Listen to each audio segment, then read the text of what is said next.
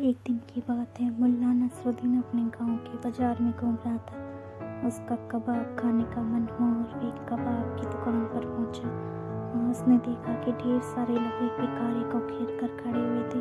भिखारी हाथ जोड़े सिर झुकाए घुटनों के बल बैठा हुआ कबाब वाले के सामने गिड़गिड़ा रहा है। यह नजारा देख मुल्ला नसरुद्दीन हैरान हुआ। उसने कबाब वाले से पूछा, क्या हुआ जनाब? इस तरह यहाँ क्यों भीड़ लगी है और इस शख्स ने क्या किया है?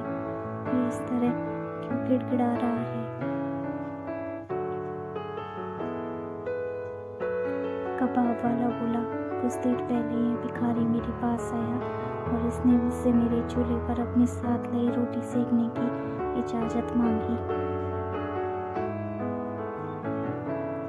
मैंने इजाज़त दे दी, लेकिन इसने मेरे चूल्हे की जगह मेरे तवे पर रोटी सेकी। उस तवे पर कुछ देर पहले मैंने कबाब बनाया था।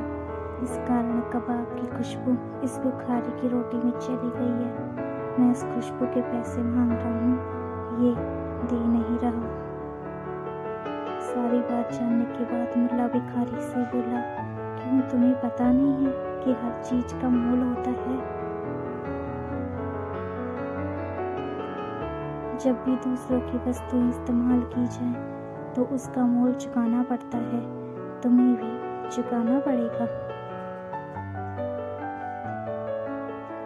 मुल्ला की बात सुनकर कबाब वाला बहुत खुश हुआ। भिखारी ये बात सुनकर अपने कुर्ते की जेब टटोलने लगा। उसकी जेब में कुछ सिक्के पड़े थे जो उसकी दिन भर की कमाई थी। उसने वे सारे सिक्के निकाले और कबाब वाले की ओर बढ़ाने लगा। तो मुल्ला ने उसके हाथ से सिक्के ले लिए और बोला, तुम्हारी तरफ से मैं इन्हें ये सिक्के दे देता हूँ। भिखारी ने सारे सिक्के मुल्ला के हाथ में दे दिए। मुल्ला उस सिक्कों को कबाब वाले के कान के पास ले गया और खनखनाने लगा।